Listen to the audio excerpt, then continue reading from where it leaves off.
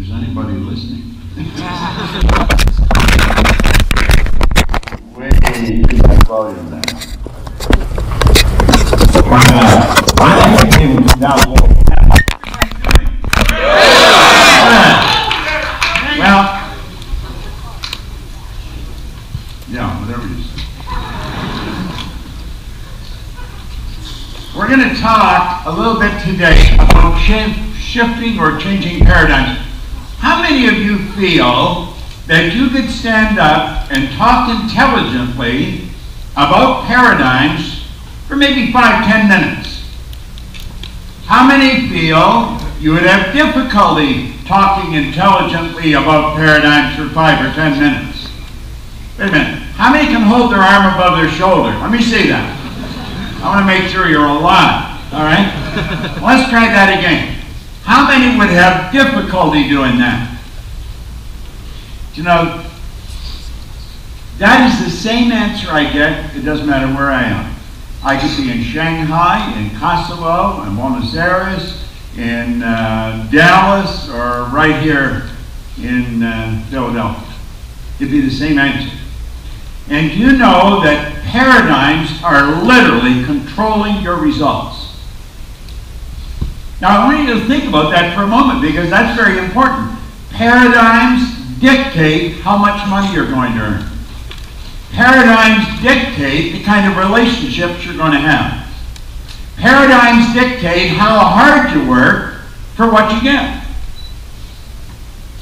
I have been a great student of Napoleon Hill's for a long, long time.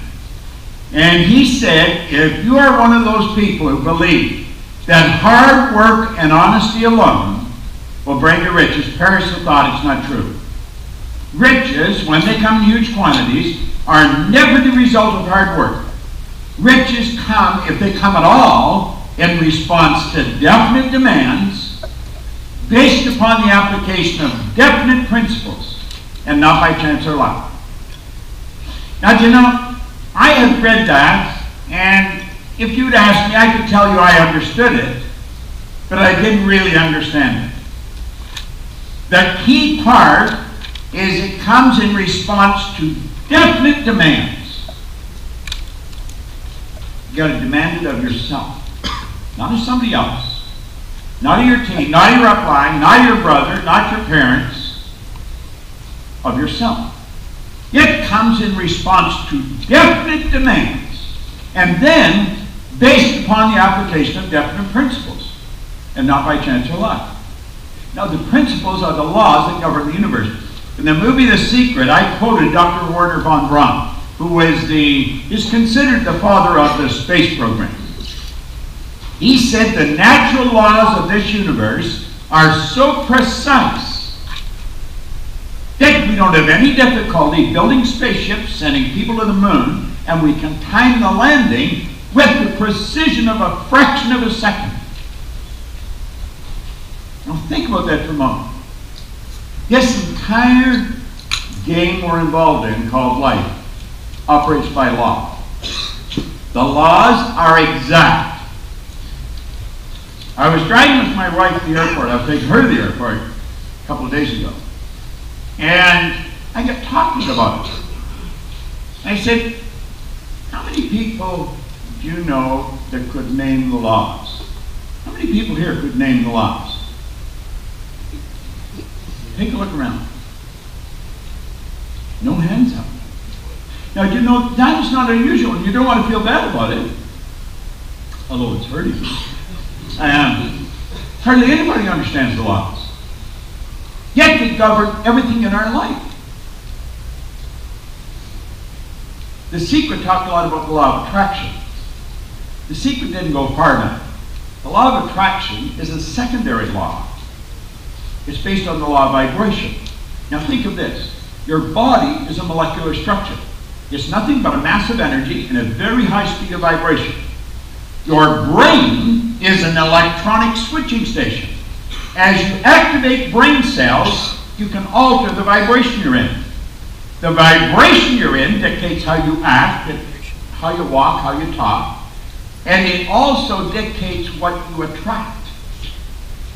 If you don't like what's coming into your life, you've got to change your vibration. That's a basic law. And since most people don't know much about it, they have difficulty with it. You will never master selling if you don't understand the law of vibration. You'll never master relationships if you don't understand the law of vibration. You'll never really enjoy good health if you don't understand the law of vibration. See, when the body is not in harmony with the law of vibration, it breaks down. We call that dis-ease. That's a body that's not at ease. It's really basic stuff. If it wasn't, I would have never got it. Okay? Seriously.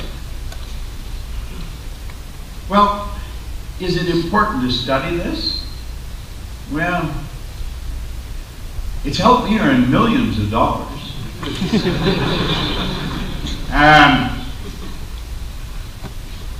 Brad and Luke got me to come here. But if you phoned our office and wanted to hire me to do what I'm doing, it would cost you $50,000 for low. That would be the low end. And then I wouldn't probably be here. Now think, $50,000. That's a lot of money. And all I have to do is stand up and talk for an hour. Is it worth studying this? I think it is. I think it is. Well, that's what we're going to cover. We're going to get in, we'll touch on the laws. We don't have time to get into anything in great depth, but we'll give you some real good information.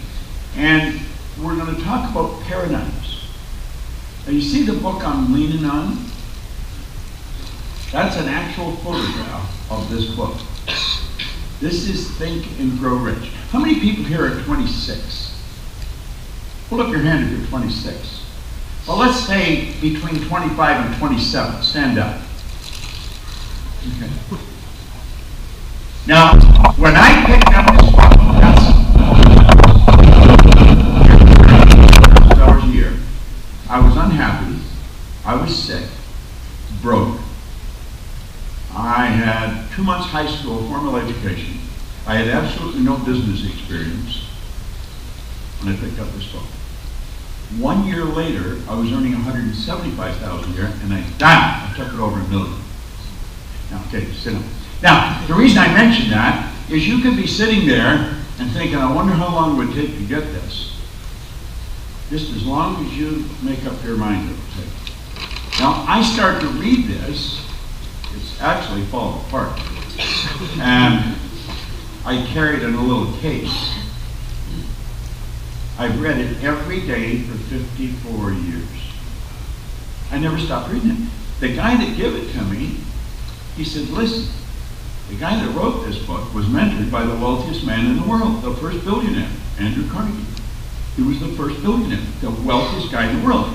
And he said, he spent his whole life putting this together, yet contains the wisdom of 500 of the world's most successful people at that time. So he said, if he spent his whole life putting it together, I think it would be a very prudent move on your part. I'd ask what prudent meant. If you spent the rest of your life attempting to understand and apply it.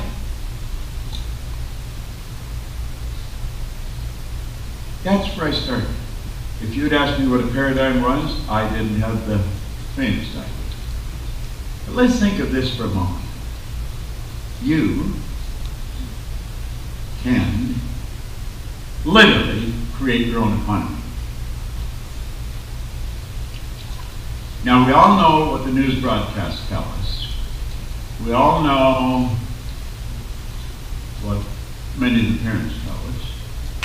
We all know what school tells us. We all know what you'll overhear if you hear anybody talking about the economy, that you're going to have to struggle. The economy's not in good shape. Especially if you're young. There's a lot of young people here. The future doesn't look too good. Well, I don't know about you, but I don't like that idea. Now, when you hear something you don't like, you have the ability to just next, cancel, delete. You don't have to accept it. You and I have the ability to originate our own thinking. And we can do whatever we want with our life. We're not subject to somebody else's opinion or somebody else's rules. Now think about this for a moment. You can have anything you want. When I walked in here and stood in the back of the room, I was watching Maggie. I thought, wow, that lady is on her way.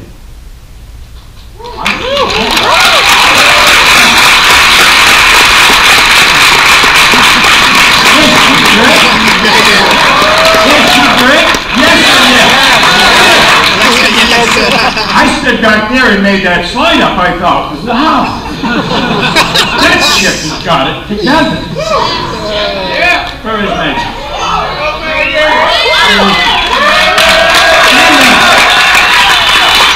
Give her a big hand. Come on.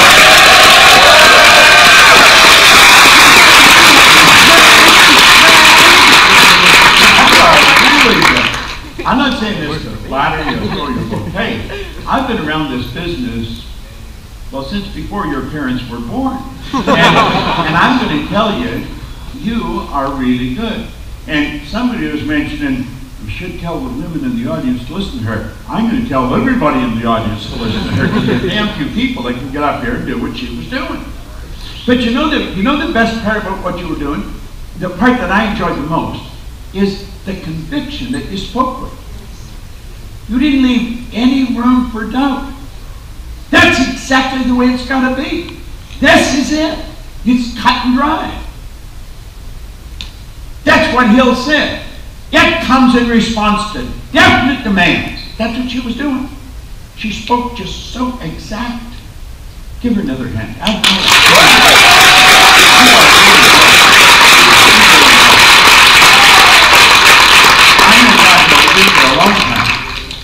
Now, when you see somebody like that, and you recognize talent, public speaking is one of the greatest fears.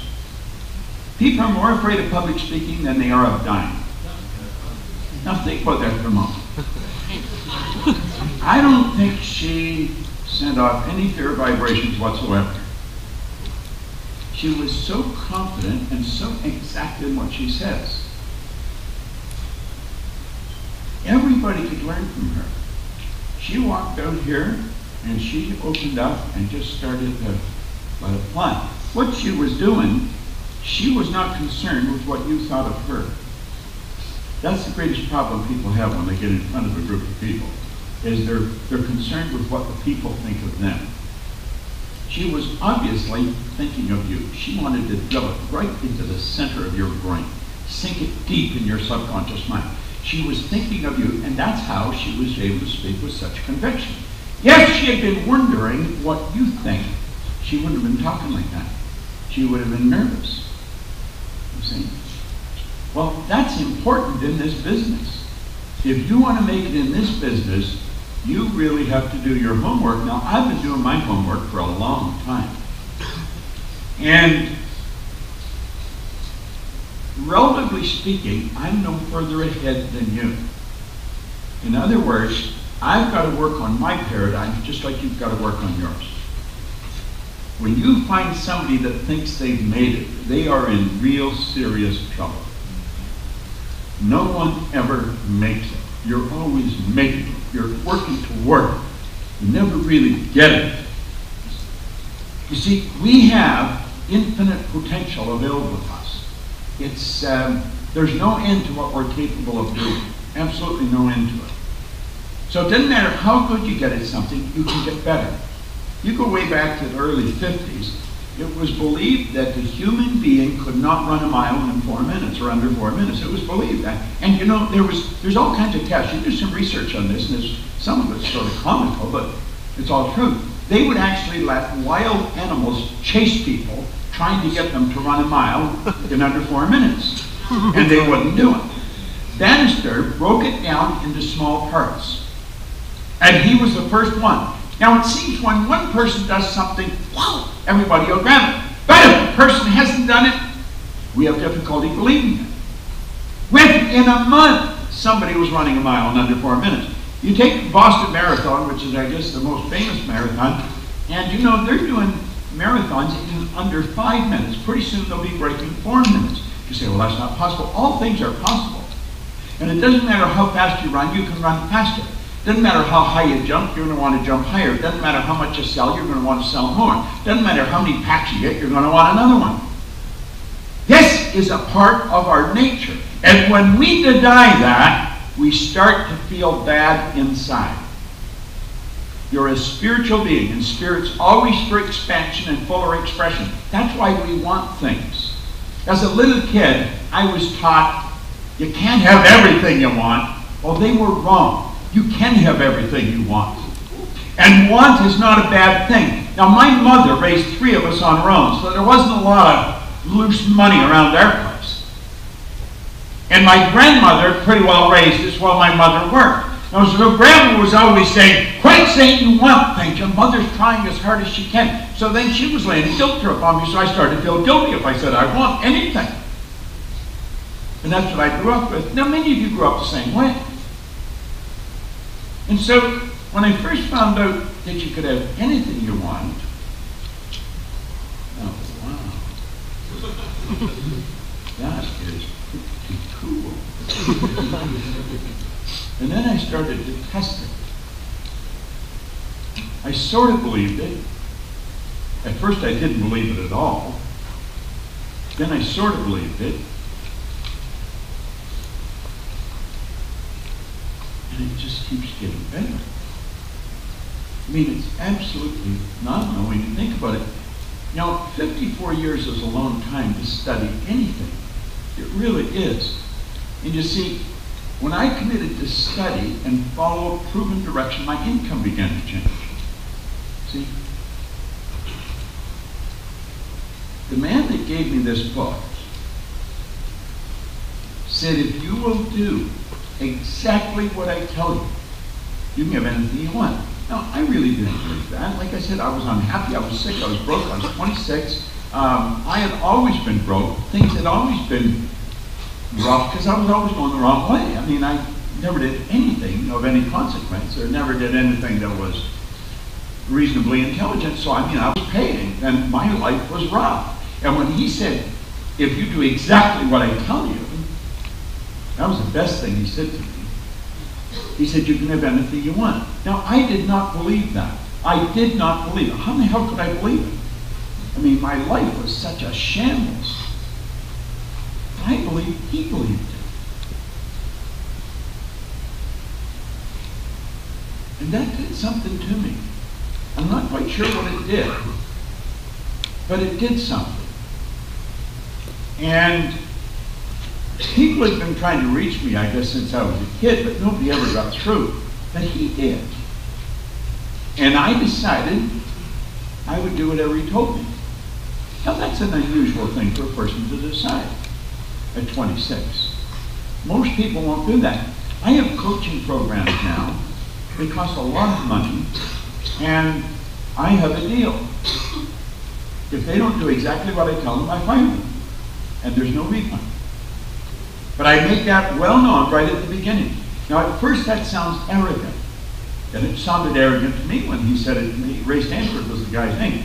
And so when I say that, I understand it does sound arrogant. But if you think about it, it only makes sense. We all get the same amount of time. We get all there is. Nobody gets any more time than another. I get the same as you, you get the same as me. So it's what we do with our time that makes the difference. Now, the more aware you become, the more productive you become. I've got to the point, I don't want to waste any of my time. I want my time to count. So I have no desire to spend time coaching somebody that's not going to do what I tell them. If they want to waste their time, God bless them, but I'm not going to waste mine. So I fired them. Now there's a woman that, she's a pretty heavy hitter, Laurel Langmeyer. Has anybody heard of her? Few of you have heard of her. Well, I fired her. Now she earns millions today. And I always knew that she would earn millions. But she wouldn't do what I was telling her to do. And she wanted me to coach her, and I was coaching her. Now, I'm a busy guy. I do not have time to waste. I really don't. I'm always busy. And I fired her. Now, she jokes about it today. I fired her because she wouldn't do it. And I said, you know, you don't deserve to win. I give you good information, you're not following it. But after I fired her, I guess maybe that jarred her, and she started to do it. Now, she is worth millions today, and she helps people earn millions. Now, I want you to think, what are you doing, and what do you want to do? You see, every entrepreneur, you fall into the entrepreneurial category, you know, with a disciplined mind and a good coach, is going to create substantial income, and they can do that starting today. But you need help. You do. You've got to go to someone that knows what they're talking about. My wife is in Beamer, and she's in Beamer because I suggested she get into Beamer. I didn't recruit her. BK brought her into the business, actually. We were on a cruise, and BK was on the cruise. My company had the cruise, and BK bought a whole bunch of tickets for his elite group, and he was in the lounge. There was an executive lounge, and I knew when he was going to be there, and I said, Linda, let's go down to the lounge. And so he got talking to her, and she became a member of this company. But when she first started network marketing, she knew nothing about it. Now, she had been very successful in a financial planning business and was doing very, very well. I had been contracted to speak at a convention in Barcelona and another one in Amsterdam, one in Spain and one in Amsterdam. There were two different levels of winning for the Prudential of England. And I said to her, why don't you come? It's all first class, it's all free, they treat you royally. She said, I can't go, I have to work. Now, she had her own business. And I told her she should get a new boss. Because I said, you know, Michael Gerber said, if your business requires your presence, you don't even have a business, you have a job. Now think about that for a moment. She thought she had a business. She didn't have a business at all. She had a job. And she had a bunch of people working there, and she had to be there. And I said, this is dumb. Why do you want to live this way? So anyway, she said, okay, I'll go. And she came. Well, she had lots of time to think. And she came back, and she sold her business. And so she sat, and I said, she said, what do you think I should do? I said, what do you want to do? Whatever you want to do. I said, write out everything you want. And so she made out a little essay of everything she wanted, and it included a lot of things she didn't want. When you write out what you want, you'll find yourself writing down what you don't want. She didn't want to have any employees. She didn't want to have an office. She wanted to be able to work anywhere in the world. She wanted to earn whatever she wanted to earn. There was no, and on and on and on. I said, that looks like network marketing. Well, she didn't know network marketing. And I think, you know, she thought it was a terrible idea. And I said, well, can you explain it to me? Well, she said, no. And I said, you know, you don't understand anything until you can explain it to somebody else so that they understand it. The next time somebody looks at you as if you're asking them to scrub the street or something when you talk about network marketing and you see the defense mechanism come up, just relax and say, do you understand it? And when they say yes, say, could you explain it to me? And they won't be able to. Hardly anybody understands network. There's people in this room that do not understand network marketing.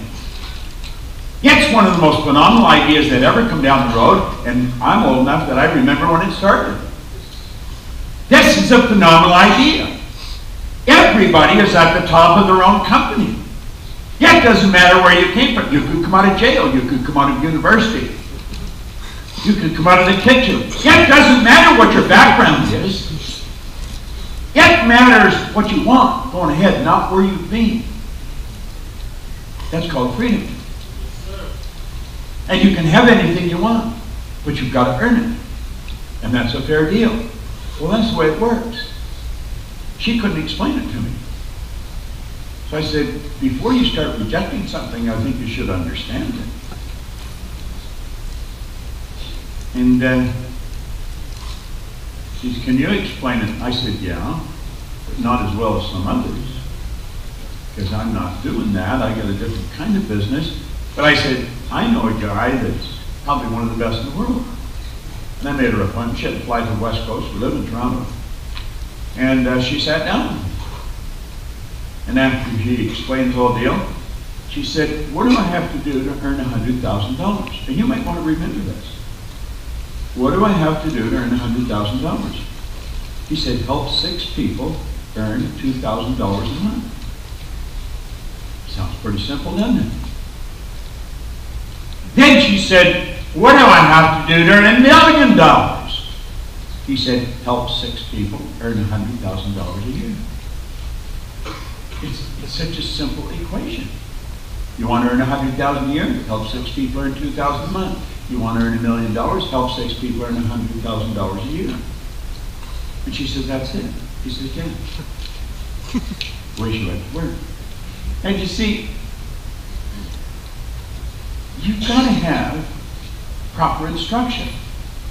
I was 26 and I had been following the wrong instructors. I'd been following guys that I hung out with.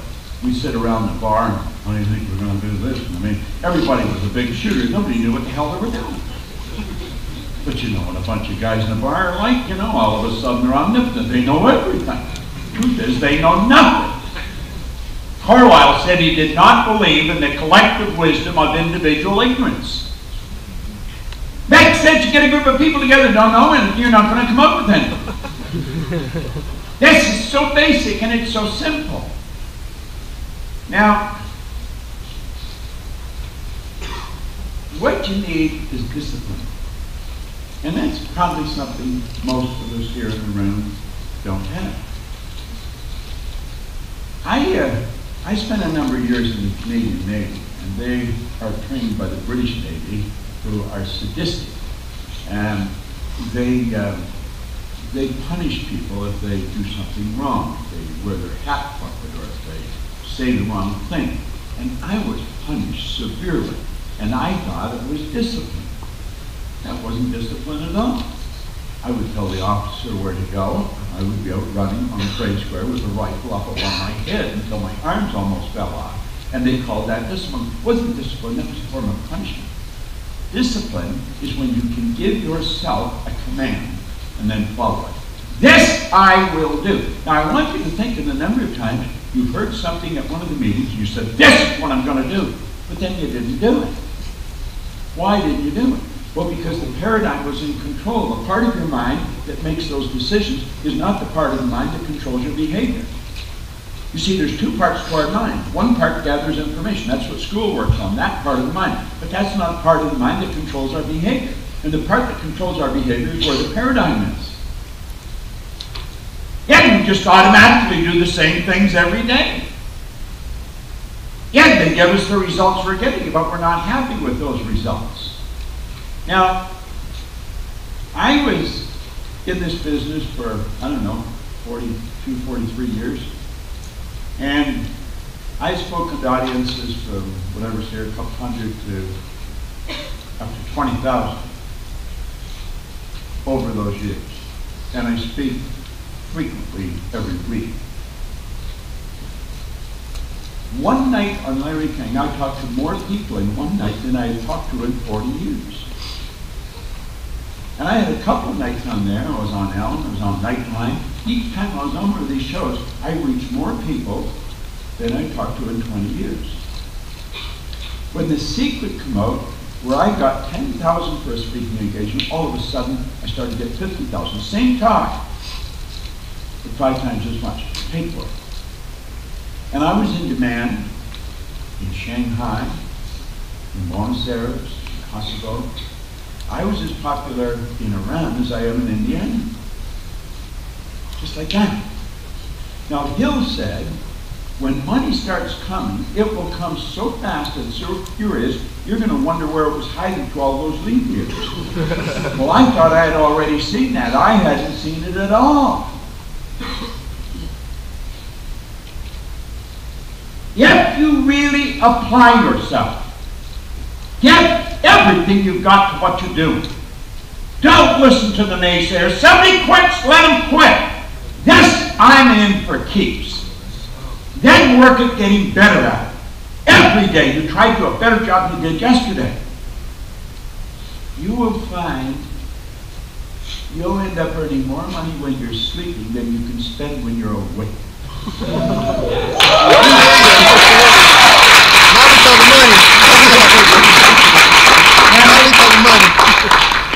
I would imagine there has to be someone here who's just looking at this. You would be considered a prospect. And somebody's invited you.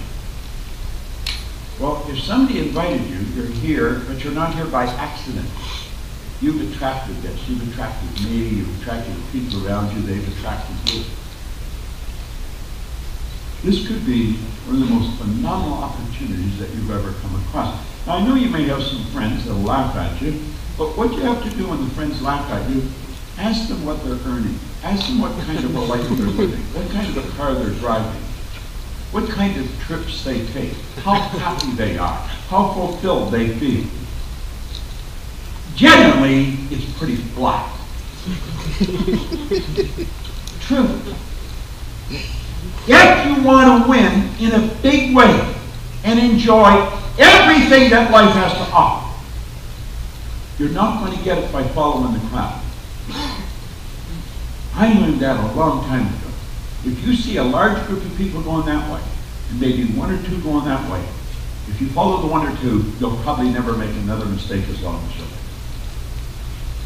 The crowd has never known how to make it happen, unfortunately.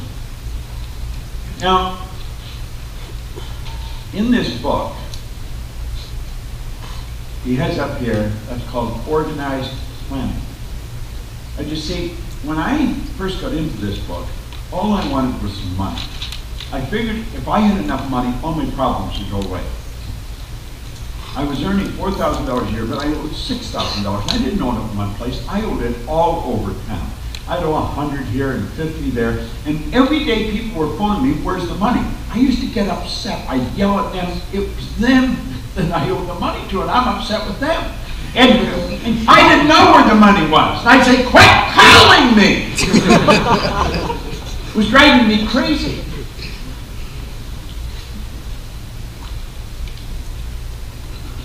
And so I set a goal. I wrote it on a card. I wanted to have $25,000. So I'm not going to pick $25,000. I mean, that was like all the money in the world to me at that time. I thought if I had $25,000, my life, I'd have it made, you know. I'd pay all my debts, and I'd have lots of money. That's how much $25,000 was to me at that time. See, I'd never really thought it would. And people very rarely do. You go and ask somebody, what would you do if you win $1 million? And they say, I don't know. Well, think, what would you do? And then wait for the answer. I guarantee you, if you write everything down they tell you they're going to do with $1 million, they need about 20 million. They're going to take trips, buy cars, buy houses, you know, because they're not really thinking, well, that's where I was with this 25,000. I didn't really believe it. But I started to study, and then this came up, this paragraph. And he said, before you can be sure of your ability to transmute desire into its monetary equivalent, you're going to require specialized knowledge. Now keep in mind, I didn't have any. I was broke. I had no formal education. I had no business experience, and he's talking about specialized knowledge. And he said, well, that's up there. He said, you should look down here at this part of the page. And here is your answer. He said, the accumulation of great fortunes calls for power. And power is acquired through highly organized and intelligently directed specialized knowledge. But the person who gets the fortune doesn't have to have the knowledge. That's cool. You know? Andrew Carnegie gave that to Napoleon Hill. He was the wealthiest man in the world in 1908. He's the guy that formed United States Steel. He brought the steel industry together. He said he knew nothing about the manufacturing or marketing of steel, and he didn't have any inclination to learn. Yet this is how he became the wealthiest man in the world in the steel business. He knew nothing about steel, didn't know how to manufacture it, didn't know how to market it, but that's where he earned his money. And that's why he said here, the accumulation of great fortunes calls for power. Power is acquired through highly organized, intelligently directed knowledge. But the person who accumulates the fortune doesn't have to have the knowledge. I thought, wow. I had this huge hurdle in front of me, and all of a sudden, it was moving. Those lines are 3 lines. And that's when he said, if you do exactly what I tell you. Now we call that mentoring today or coaching. He wasn't called a mentor or a coach, but that's exactly what he was. He was a guy that knew something. He always had a lot of money on him. He was a happy guy. He was a healthy guy.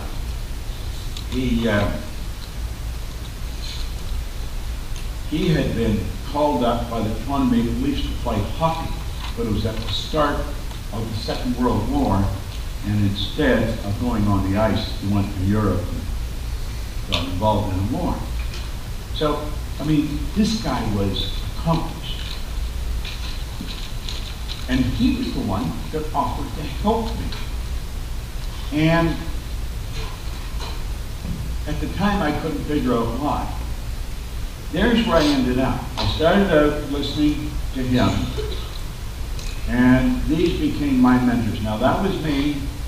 I was about 35 there. But that's Earl Nightingale, and that's Lloyd Conant. They started the Nightingale-Conant Corporation. That was the largest self-help company in the world. And I had an office right beside them. If somebody some celebrity was coming in to see Earl, I knew he was coming in, I'd do some research. When he stepped out of Earl's office, I'd step out of mine, and I'd introduce myself, and I'd ask for a few minutes of their time. Sometimes I got a few minutes, sometimes they became my friends. But these were real heavy hitters. This guy was the most listened to man in the history of the broadcasting industry. And his business partner, Lloyd Conant, was an absolutely brilliant human being. I became their vice president of sales. Now this happened over a period of time. I left a company where I was earning a few $100,000 a year, and I took a job at $18,000 a year. Money was not the problem. I was prepared to pay them to let me work there. I just wanted to study with them. If you make up your mind you're going to learn something, do whatever you have to do to learn it. Because it can be worth an absolute fortune to you. And that was just the start. Now, the first guy put an R on a sheet of paper. And he said, Bob, let that R represent results in your life. I want you to do the same thing. You let that R represent the results that you're getting. And then he put 3 letters down beside it, 2 H's and a W. He said, let that represent happiness, health, and wealth. And then he asked me if I thought he was a happy guy. I said, yeah, he seemed pretty happy to me.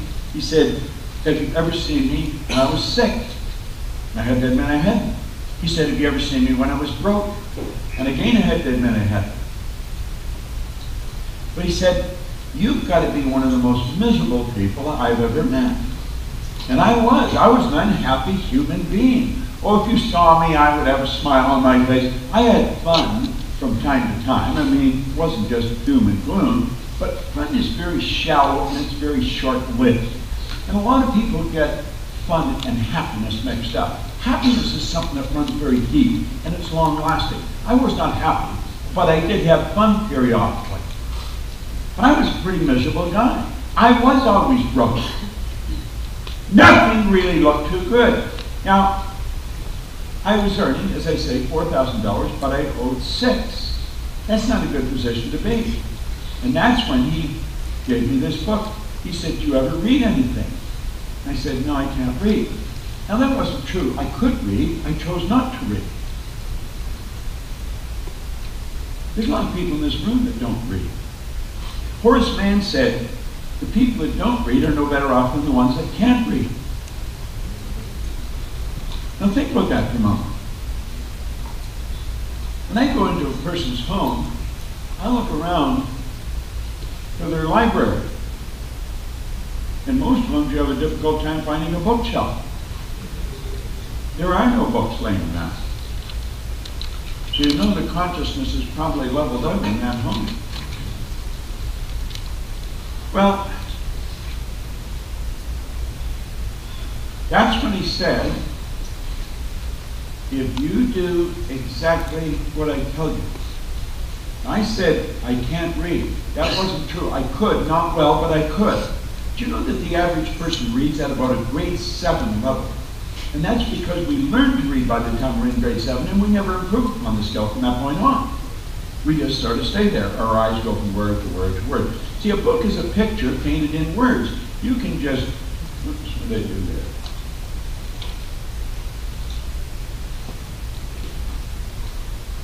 You can just go down a page and get the picture. You can train your mind to get the picture. You say, well, I don't know how you do that. Well, of course you don't know, or you'd be doing it. See, if you learn how, you can learn how to do that. All right? And it pays off in a big way. Now, I started, and he said, do exactly what I tell you. And so I decided I would. 1 year later, I was earning $175,000 a year. Now, I was earning that washing floors. I was prepared to do anything honest, turn the $25,000. Some said there's good money cleaning floors. I said, I'm not proud of cleaning floors. I thought the answer was work harder, get another office to clean. I started out cleaning one office, $15 a time to wash the floor. I washed it twice a month. Then I got another office to clean, $65 a month. Now I'm up to $100. Now I was only earning $400 at the time a month, so an extra $100 was a pretty respectable bump, you see. And I thought the answer was work harder. I hadn't read the part. If you were one of those people who believe hard work and honesty alone, I hadn't read that. I really believed that hard work and honesty was the deal for earning money. That's not the deal at all. You've got relatives and friends who are honest and they work hard and they got nothing. That's not it. It's not it at all. It comes in response to definite demands. You've got to demand it of yourself. Well, I thought the answer was get another office to clean. I ended up passing out on the street. And I came to it from exhaustion. Here I am, a young guy, probably, I don't know, 27, 28, 27, something like that.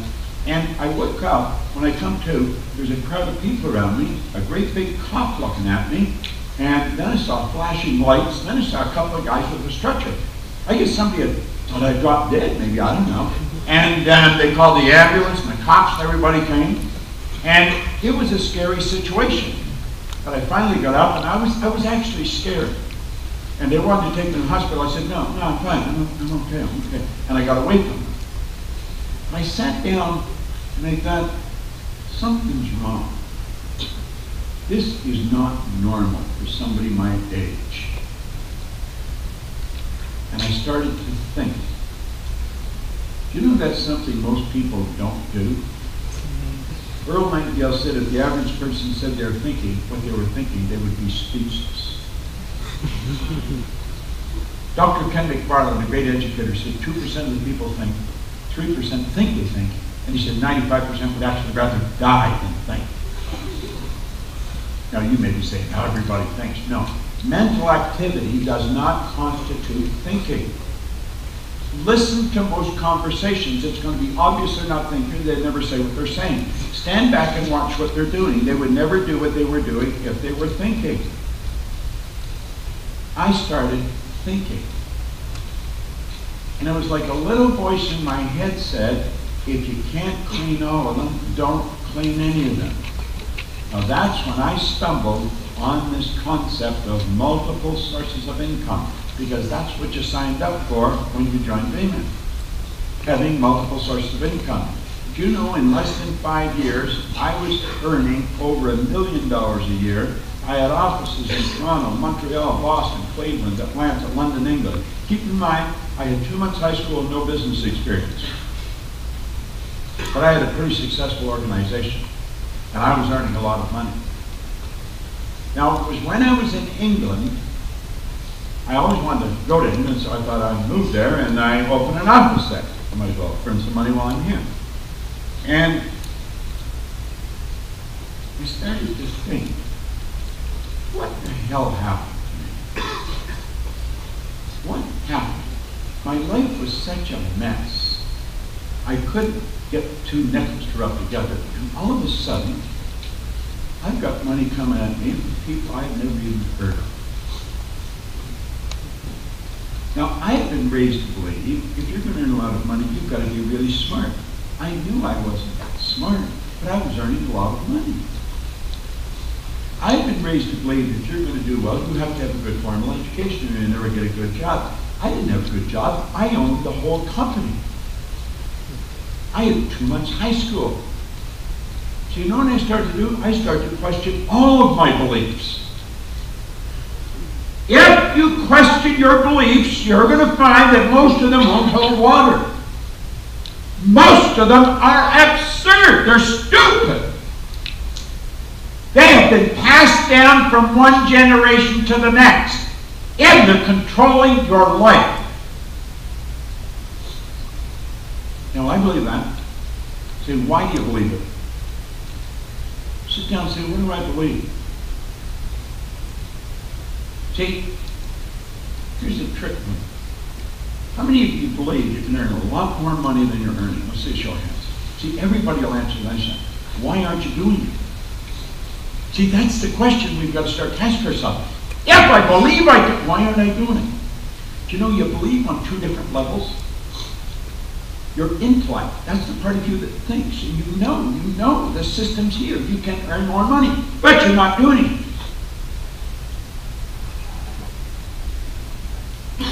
On a subconscious level, you don't believe it.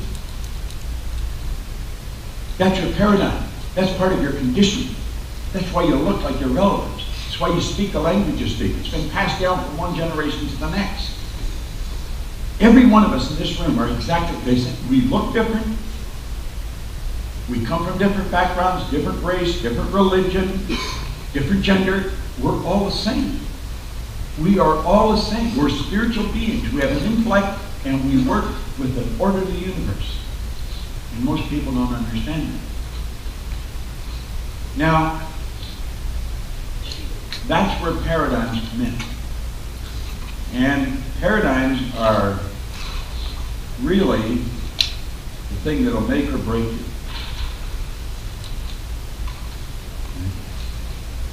Now look at this for a moment. Your paradigm.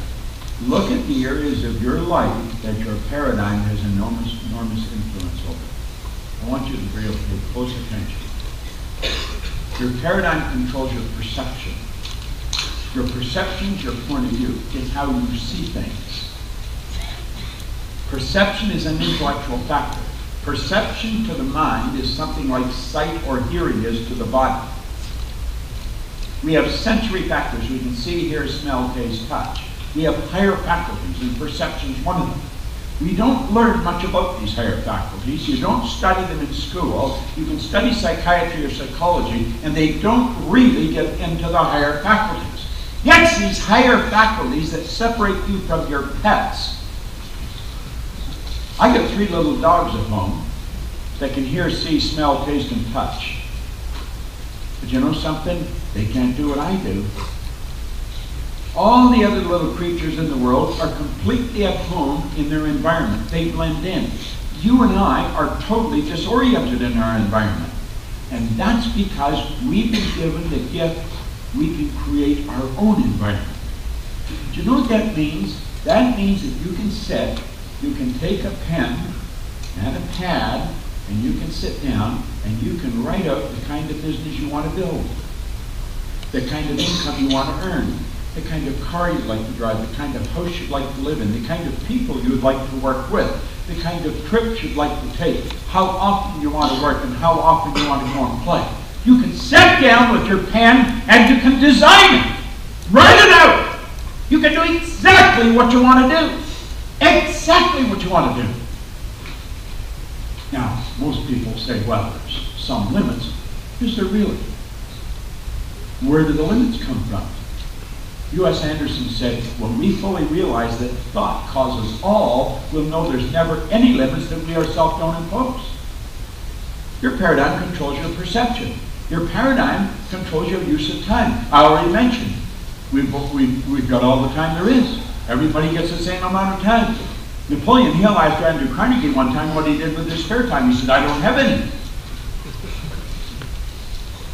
Spare time's wasted time. Why would you want to waste it? What's it worth? I want all my time to count. This is so important we understand some of this stuff. I don't know what you think you're worth an hour, but I do know this. You can multiply what you're worth every hour.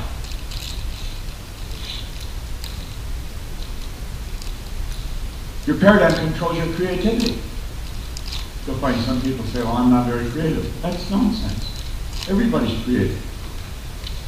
You're created in God's image. So you're creative. You're here to do God's work. You say, my God, you're going to get religious. I can't get religious. I'm not qualified to talk about religion. Well, what's God's work? Well, God's work is creation. If God's the creator, God's work is creation. And so we have creative faculties. We can create whatever we want. We've got the ability to create our life. Now, most people are so busy just going through life, doing what they have to do. They got to go shopping. They got to get to the cleaners. They got to go to the bank. Then we got to get out. We got to go over and meet Mabel and Harry or somebody. They're too busy to live. They never ever stop and write out how they're going to live. I was talking to Matt. He's running on here with a camera somewhere, and he was in a 6-day program we were running that Luke said he went to. He prayed.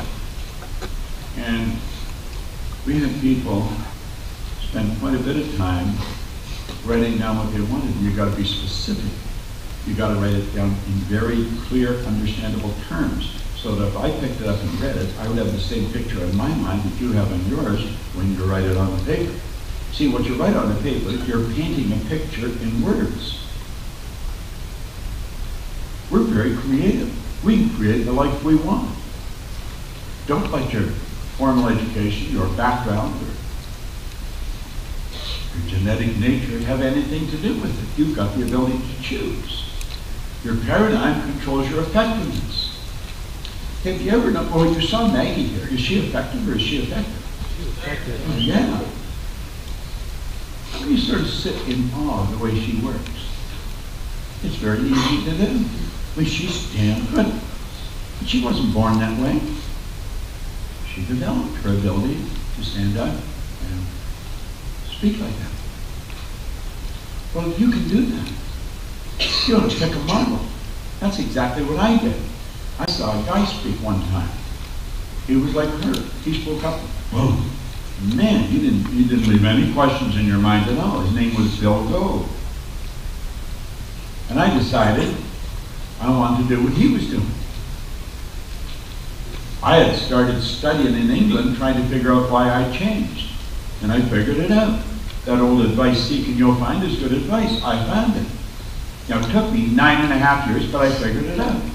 I'll come back and teach you a little more about that later. But at any rate, I connected the dots. I knew how a person can earn more money. I knew how they could live the life they want to live. But I was shy. I was very quiet. I wouldn't even ask a question in a crowd, a small crowd. And I had the strongest, all I wanted to do was teach it. Once I learned it, all I wanted to do was share it. See, you don't enjoy anything until you share it. If you get a new dress, until somebody says, gosh, that ever nice, then you start enjoying it. You might be looking at a sunset. You could be standing there by yourself. You think, wow. But if somebody else is there, you say, well, God, isn't that beautiful? Then you enjoy it a little more. You get a new car. Until somebody gets in it, and they'll say, wow, that's when you enjoy it a little more. Well, I had this information, but I didn't know how to share it. Because I was shy. I was quiet. Now, I don't know if any of you have listened to Old Nightingale's Lead the Field program, but it's very old and it's very powerful. And there's a record on it. It was all on record then. And it's called the magic word. The magic word was attitude. And at one point he said, now right here we come to a rather strange fact. We tend to minimize the things we can do, the goals we can reach, and for some equally strange reason, we think other people can do things that we cannot. I said, I want you to understand that's not true. Now, if you'd asked me, do you understand that? I say, of course I understood it. I probably listened to it 1,000 times. I didn't understand it at all. I was at the O'Hare Hyatt in Chicago. I was standing in the back corner. There was about 1,000 people in the room. There was an aisle right down the center. There's about 500 people here and about 500 there. This guy's at the front of the room, standing with a handheld mic, and he had his hand up. Yeah, he said, if I want to be free, I've got to be me. Not to me I think you think I should be. Not to me I think my wife thinks I should be.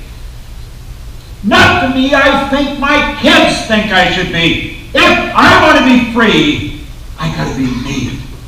Woo!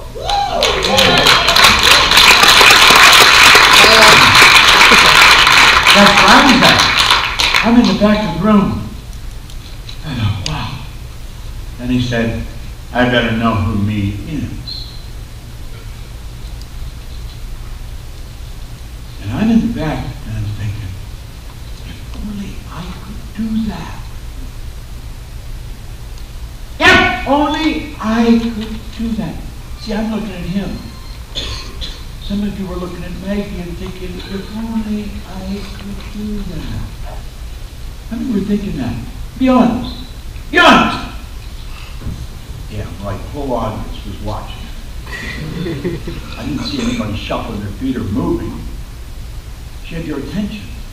Bill Grove had our attention. And I'm thinking, if only I, and then that record started to play in my head. I had listened to it 1,000 times. I said, now right here we come to a rather strange fact. We tend to minimize the things we can do, the goals we can reach. And for some equally strange reason, we think other people can do things we cannot. And all of a sudden, it was like some kind of euphoric experience. Wow! That's what he means! If God can do it, I can do it. And I made up my mind, standing in the back of the room at the O'Hare Hyatt, that I was not only going to learn what he was doing, I was going to do it as well as him at least, and I was going to get him to teach us. Bill Gove and I became as thick as thieves. We were best buddies right up until he died. I paid him $5,000 on many occasions to sit down with him for just 20 or 30 minutes.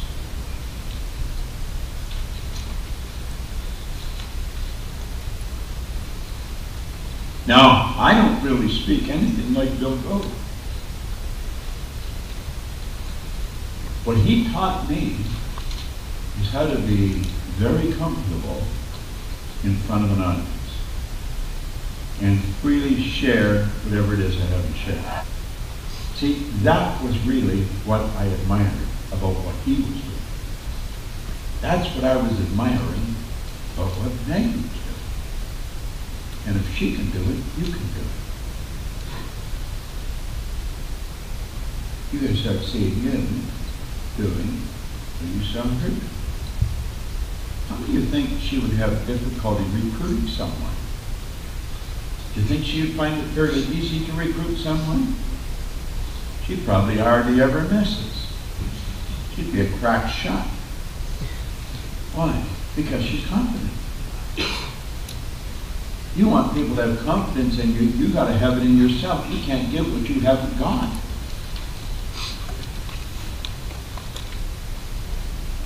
Effectiveness. Your paradigm's controlling that. Productivity. Where does productivity register? It registers in your cycles. How did you end up the month? Just ended. How was your month? Okay? Is it everything you want it to be? It can always be better, but is as good as you wanted it to be at this moment?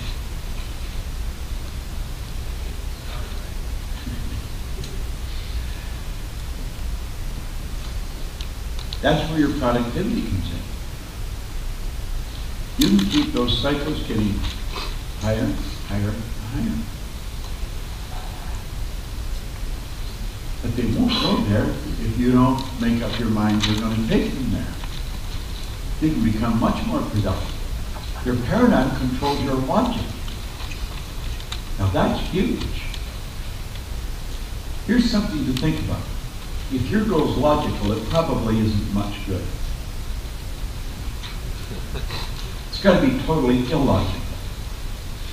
The Wright brothers were totally illogical.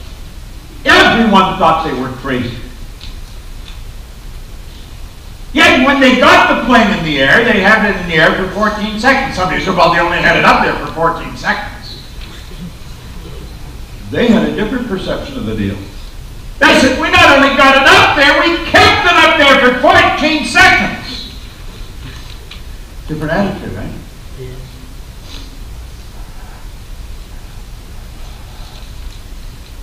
Samuel Morse was taken before the United States Congress many years ago, trying to get a $30,000 grant so he could string up wires in the East Coast here and demonstrate a concept that he had that you could send a message from one place to the other through metallic wires by stopping and starting the flow of the energy.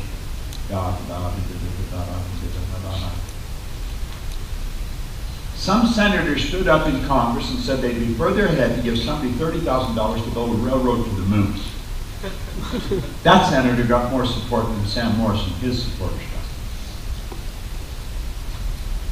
Strange thing, the Morse Code helped us win the Second World War. That's how important it was. But Sam did better than another guy named Marconi. When he said he was going to send a message from one place to another, and he wasn't even going to use any metallic wires, he was just going to send it, zip it off through the medium of the molecule, they had him checked out in a mental institution. Now Marconi did a little better than another guy named Gordiano Bruno, who way back around 1600 was certain that this, the Copernican theory that this ball was not the center of the whole scene. They burned Gordy at the stake. Now I'm not suggesting when you suggest something is going to happen that's illogical that they're going to burn you at the stake, but I'm going to tell you one thing, they're going to laugh at you. When you go to some of your friends and tell them that you're going to become a millionaire in a relatively short period of time, you're going to create a residual income where you'll earn money whether you're working or playing, whether you're on a vacation or sleeping. Money is going to keep rolling into you. And you're going to do it in a relatively short period of time. Now, you might be broke, you might even owe them money at the time. When you tell them that, they're going to look at you as if you've fallen out of a tree. That is totally illogical to them. I had the good fortune of working with Ed Hillary on 3 or 4 occasions. He's gone now, God bless him, but the only difference in Ed Hillary and anybody else I've ever worked with was his size. He was a big guy. Shake hands, his hand would wrap right around your hand. He was an ordinary beekeeper in Auckland, New Zealand. But he was the first guy to climb Mount Everest.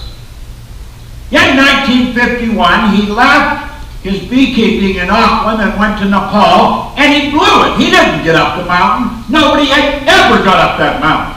In fact, there's all kinds of people at the top of that mountain encased in ice. They are never coming down.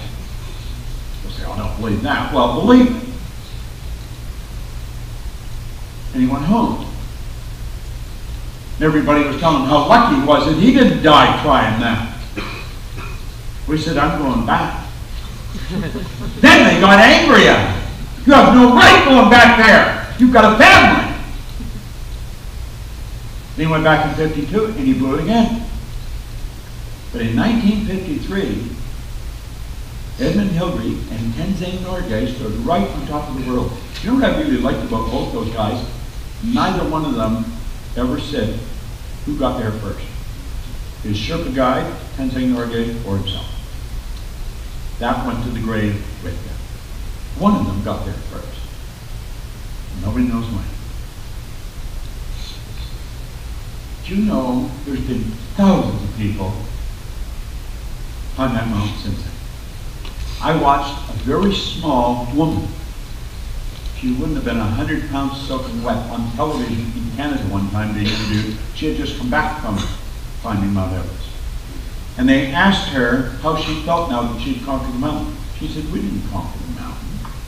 Nobody conquered the mountain. She said, we conquered the limitations within ourselves. And that's all you can do. That's the only thing that's limiting you. You can multiply your cycles. In this 4-week period, you can. You can cause your income to just scream ahead. Every one of you could go to the conference as an elite. You say, I don't know how to do that, neither do I. But I do know the way to do it is already here. Everything's already here. I have a cell phone that I stuck in my case. I could take your picture and hit send, and that picture's everywhere in the world. Everywhere. If I was sending it to somebody, it wouldn't matter where they were. They could be in Shanghai, they could be in New York. They'll have it. Simultaneous with me hitting send, they got it. How the hell did we ever figure that one out? See, the way to do anything's already here. Now here's the good one. Your ability to earn money is controlled by your paradigm. Now watch this for a moment. All of those subjects, and I could add a lot more, you're boxed in. You're not going to go anywhere. The paradigm is controlling you. Now the second you say, I am going to change the paradigm, the second you can make that decision right here, right now, even though you don't know how to do it. I'm going to teach you how to do it. You can make that decision. The second you make the decision, boom, the box is gone. Just like that, it will disappear. But understand this. You've been trying. There's many things you're trying to do it, and you just don't seem to make it happen. Something stops you. Yeah, and you'll say, well, it was him, or it was her, or it was it. Oh, I know it's me, but I can't afford it. And something stops. It's the wall. We're boxed in. The second you say, I'm going to get rid of the paradigm, I'm going to change it, the walls come down. Now, I want you to consider, just imagine, how your entire life will change if you begin improving in all of these areas. Just imagine how your life would change. The change would be huge. It would not only be huge, get this, the change would be permanent. It's kind of nice, isn't it? God. When I first started to listen to this, I got addicted. I started listening to it on the records. I have a battery-operated record player that I can hold in one hand. I have it at home. Oopsie, Radstein. I would drive around playing records. I couldn't stop playing the records. I had never heard anybody talk like this.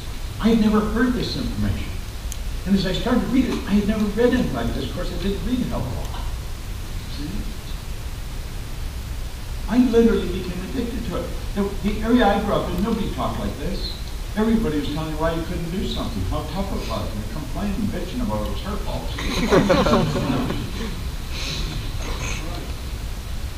Now let's consider this.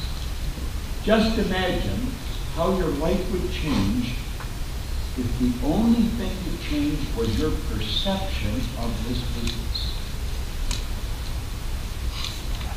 Just imagine if that's the only thing that changed was your perception of the business, how you saw it.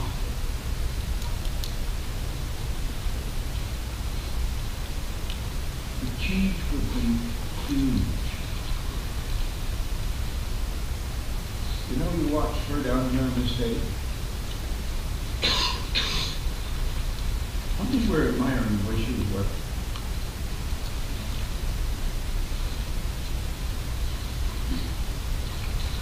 How many of you sort of had a quiet wish inside that you could do it the way she was doing it, or as well as she did? See, there's all kinds of hands, men, women, young and old. Well,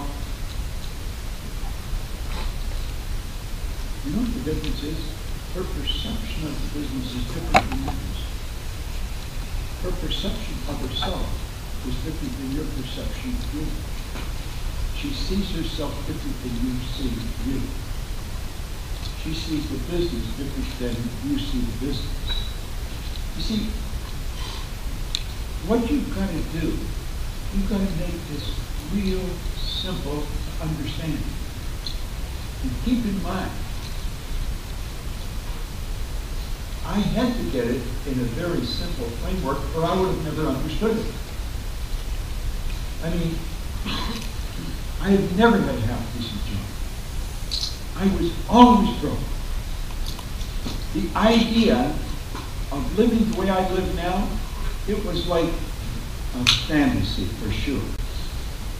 I want you to use your imagination. Just let your imagination play a game with your mind. Just imagine. Just imagine that you could go out and sit down with anybody and like, die. You'd have their attention. Imagine that. Don't just listen to my voice. Imagine.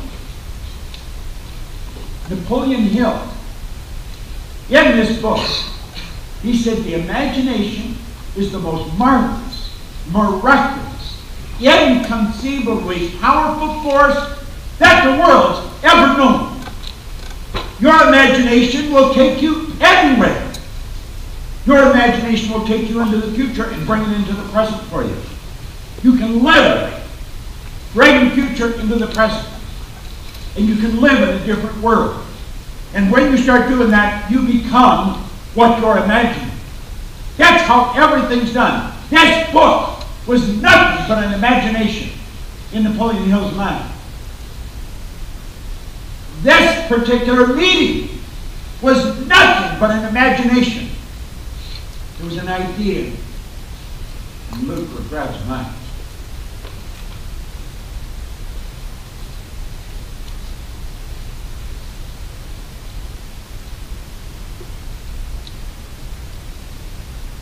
Use your imagination to shift your perception of yourself in this business. And do you know the greatest hurdle we have? Worrying about what they think. That's right. It's worrying about what they think. Now, who are they? They are he's, she's, hims, us. Quit worrying about what they think. It comes from when we're kids. And you heard your parents say, what would the neighbors think? I found out they don't.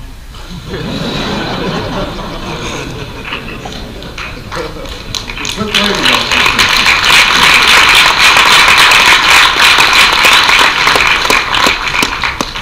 If you're concerned with what they think, you're never going to do very much. Quit worrying about what they think. Just imagine if you just shifted your perception of this business, of yourself in this business. My goodness. Have you any idea how your income would change? If the perception was the only thing you changed, look at how the income would change.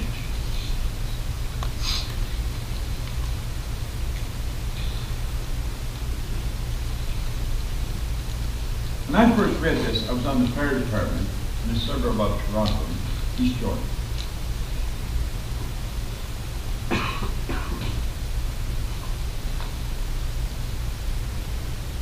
I can earn more money in an hour than they used to pay me in 12 years. Hey, listen, if I take you, I'm not just saying this to impress you, but to impress upon you. When I think of that, it just blows my mind. Because I know anybody can. I have people come up, like I was speaking yesterday to a few hundred real estate investors. These people are coming up. Oh, you have no idea how much your information has helped me. I looked at them and I said, no, I think I do. Like, where do you think I came from? You haven't got anything going for me that you haven't got going for you. It's just that I'm using what I've got going for me to the degree that I'm using, you can get going for you too. This is so powerful. You change any one of these, perception, use of time. Just imagine if you changed how you utilize your time. I went into the Prudential of America way back in the early 70s. It was the largest insurance company in the world at the time. They sold more insurance than anybody else. I worked in this area with them. I worked in all of Prudential. I got their sales go up by hundreds of millions of dollars. Literally hundreds of millions of dollars. And all I did was get them to be in front of somebody before 9 a.m., skin to skin, shake hands with them, and ask everyone to buy a minimum of $100,000 worth of insurance. That's where I met my wife 35 years ago. She was with mental health. I worked with all of them too.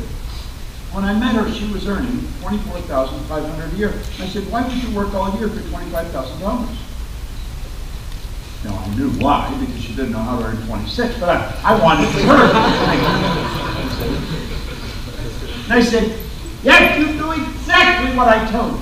And she said she would, and that's what I had to do. You got to be skin to skin with somebody before 9 a.m. Well, she said, I can do that. And you got to ask everybody to purchase $100,000. She said, I can do that. Yeah, she got home and got paid the month. She had made a commitment. In 4.5 years, she had never been in front of a prospect before 9 a.m. Never. She had never sold a $100,000 policy. And she started to realize, God, what she committed to do, it scared her. Could she do it? Oh, she could do it. She just had never done it. You know, over the next year, she had $395,000. She's earned millions of dollars. But from $24,500 to $395,000. That's just change the use of your time. When's the last time you had an appointment before 9 a.m.? Have breakfast meetings. Why do you think doctors operate early in the morning? They operate early in the morning because their hand is steady and the patient's receptive. You get somebody in the evening, they've got all the day's problems on their mind, their spouse is screaming at them, they got bill collectors at them, and you say, can I sit down with you for a few minutes and discuss a great idea?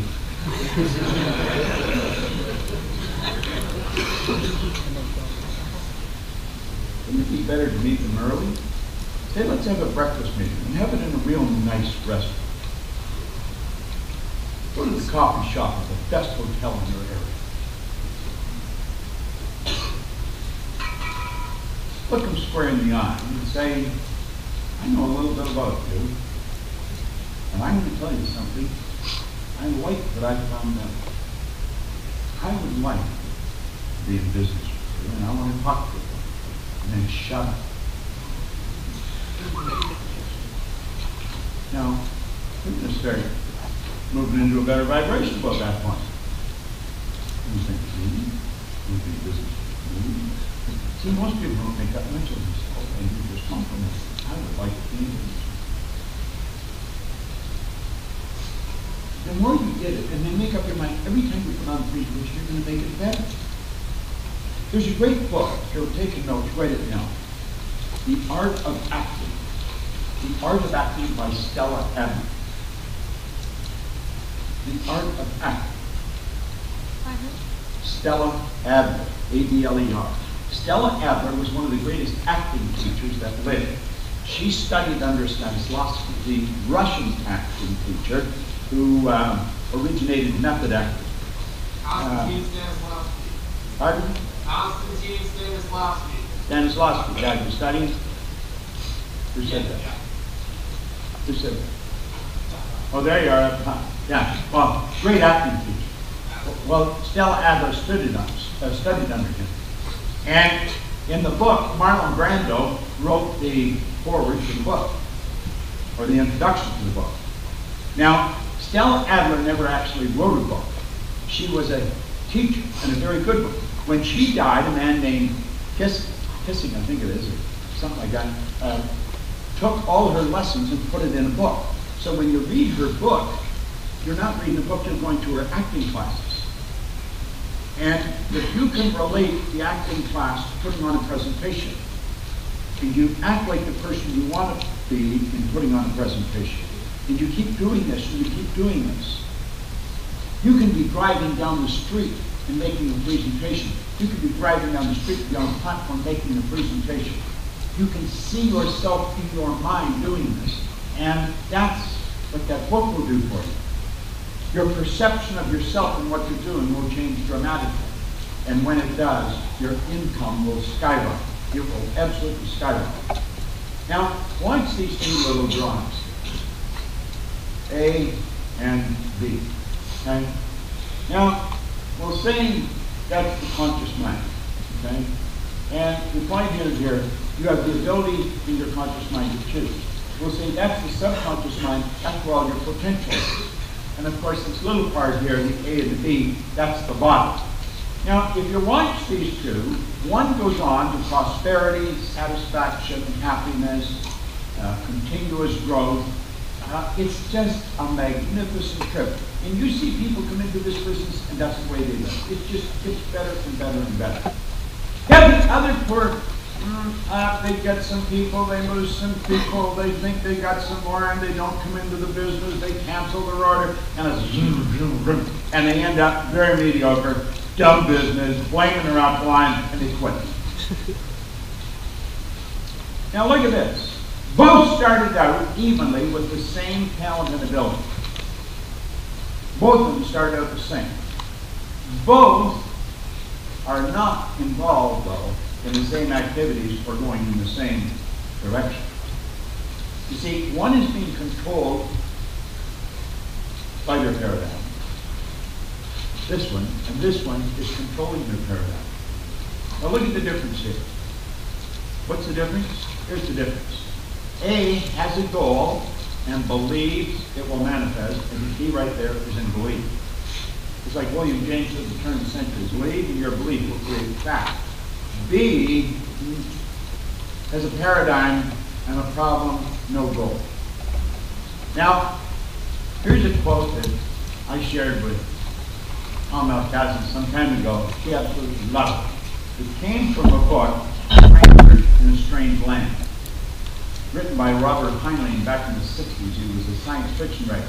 He said, in absence of clearly defined goals, we become strangely loyal to performing daily trivia until ultimately we become enslaved by it.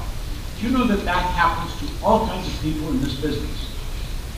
They don't have a clearly defined goal, and so they become strangely loyal to performing daily trivia. They just do the same dumb, no-meaning thing every day until pretty soon they're enslaved by it. It controls them. Now, I can speak as an authority in this because I did that up until I was 26. Never talked about anything of any substance. I didn't know anything. I didn't read anything. I didn't mix with anybody. I mixed with people that were much like myself. I walked into a bar many years ago and I picked up a drink and I looked around and I thought, there are all bums in here. And then I had the shocking reality, I'm always here. I must be too. And I slammed the glass down and I thought, I am never coming back here again. I am never going to drink this stuff again. And I never have. And that was right beyond years ago. Somebody says you don't drink anything, just water. The guy says, there's pee in it. That's all I meant. I made up my mind I was not going to hang out with people that weren't going anywhere. I don't think I'm any better than anybody, but I don't want to rent space in here for nothing.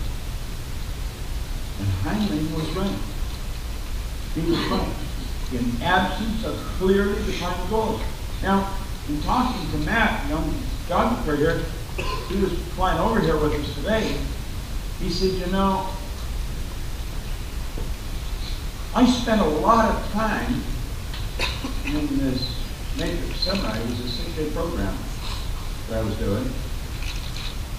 He said, you spent a lot of time talking about being specific. He said, I spent a lot of time at it. He said, I spent a lot of time at home at it, and I still haven't got it clearly defined. Well, I said, man, if you've been working at it and you've got trouble clearly defining it, you can imagine what the masses did. Every person cannot tell you where they're going. They do not know what they're working toward. You can say, well, I want to become a leader. That might be a goal, but the odds are it's really not. Why do you want to be a leader? Why do you want to earn this? Why do you want to earn that? It's got to be something that just jazzes you. Every time you wake up, you want to get right back at it again. It's got to be something that burns in your mind. I had a friend of mine, who's gone now, Milt Campbell. When Milt was 13, he was 13 in 1948. Bob Mathias won the gold medal in the decathlon in the Olympics in London. Milt was living in New Jersey, and he started to read about Mathias on his box of leaves. He made up his mind, at 13, he was going to do what Mathias had done. He's 13. Milt didn't even know where his dad was. His grandmother was raising him. And he's upstairs in his house saying, I am the greatest athlete in the world. And his grandmother heard him and she says, no, that may not be for us. He said, Grandma, we're not going to do it. I'm going to do it. 4 years later, Milt Campbell went to Helsinki, Finland, in the Olympics.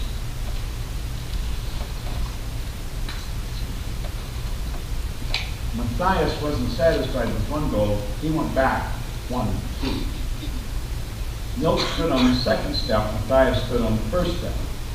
Bob Mathias got his second gold medal. Milt got the silver medal.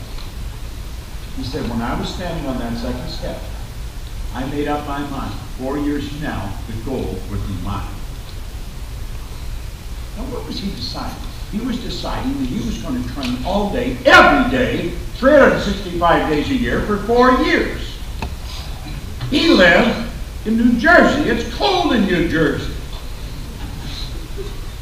He didn't have the money to get a good coach, but he had a goal. He had set the target. He had decided he was going to get it.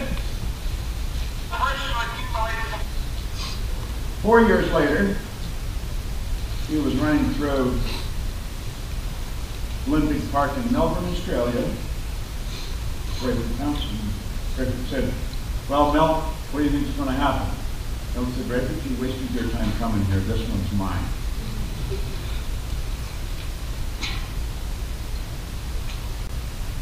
He had the goal set.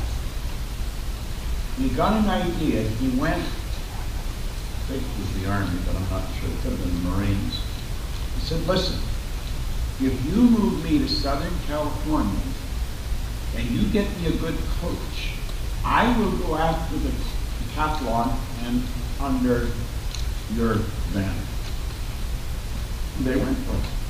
And they moved him down to San Diego. And they got him great coaches. And in 1952, or 56, he stood in the top step in Melbourne, Australia. He got the gold medal. Now that was specific. That had been on his mind from 1948 to 1956. He didn't get discouraged when he didn't get it in 52. He just redoubled his commitment. This has to be real. And when you make it real, it'll happen. That's just the way it's got to be. Now there's two things that you have to know if you're going to win. You've got to know where you are, and you've got to know where you're going.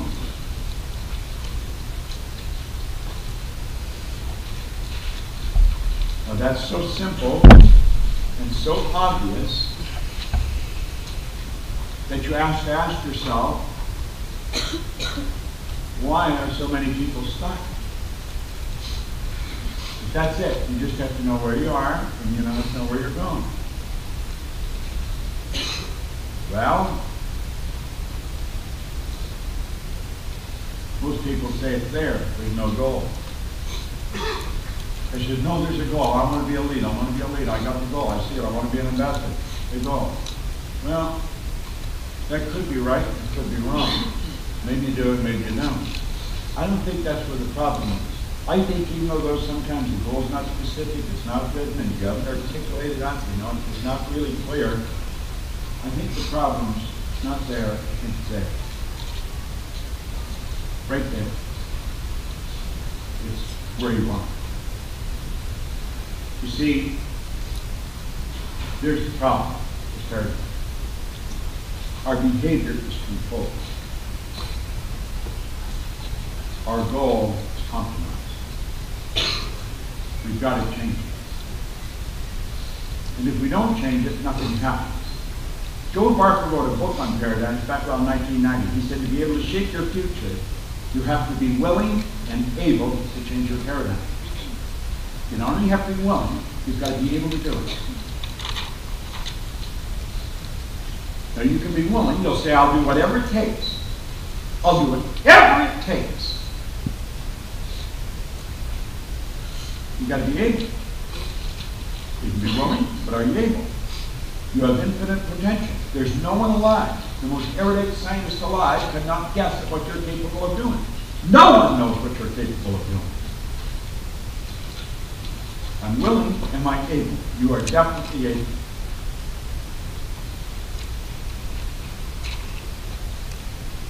Think of this.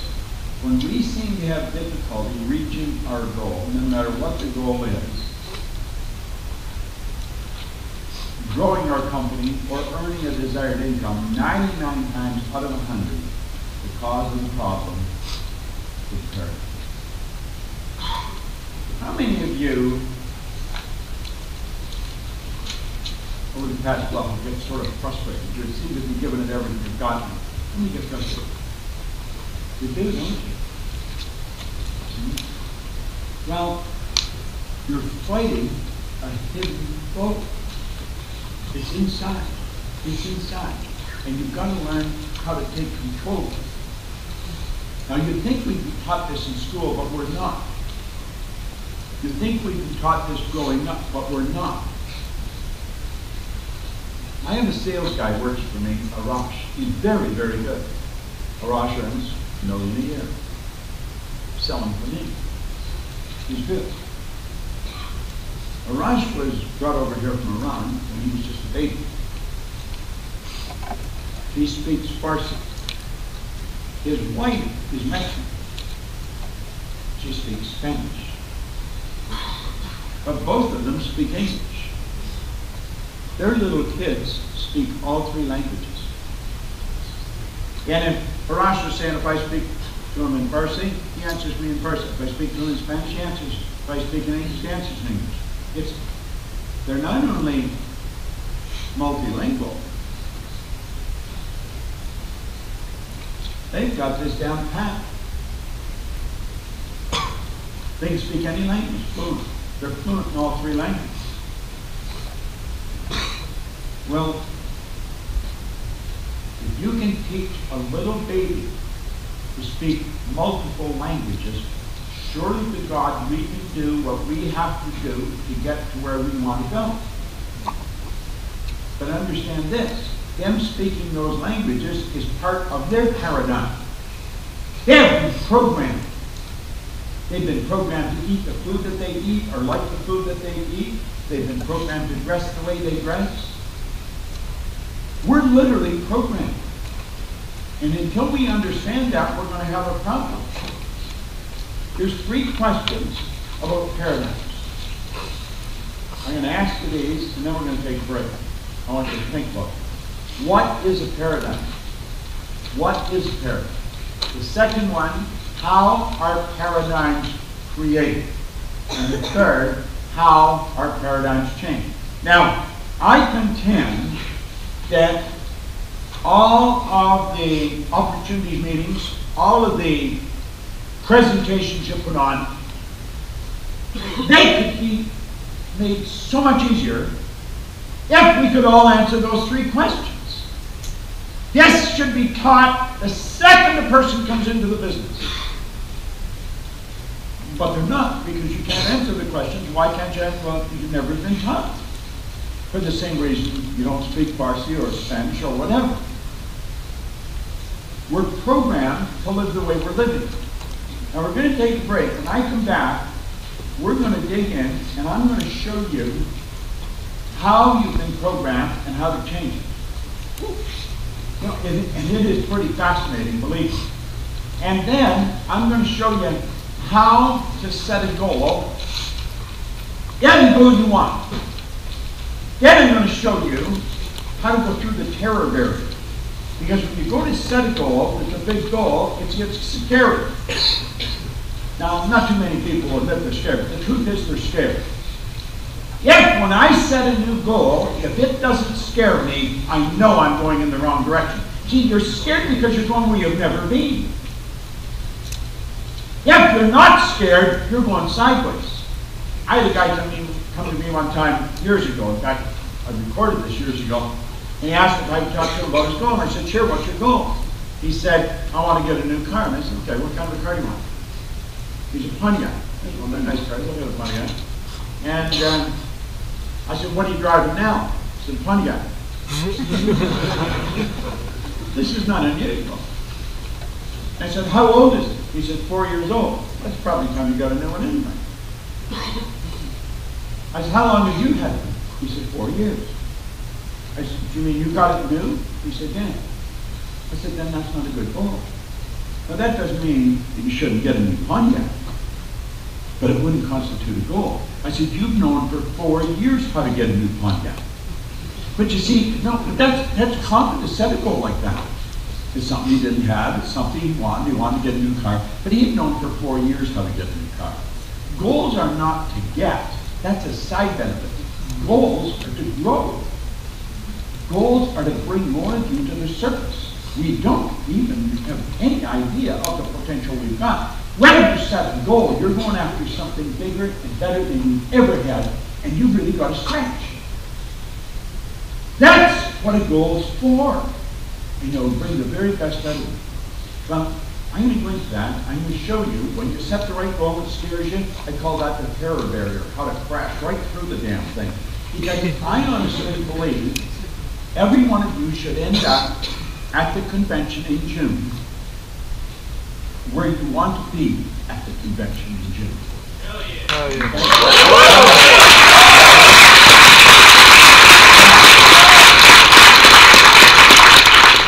We will turn this back over to, I don't know if this is broadcast. Is Luke coming out? Luke's coming. There you go.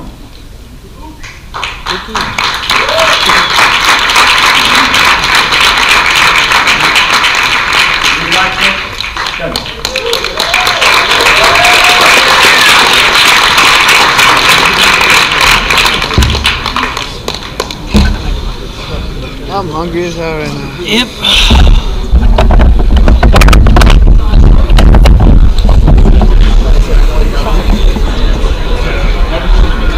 Everyone, there will be a 45-minute break. Please be back.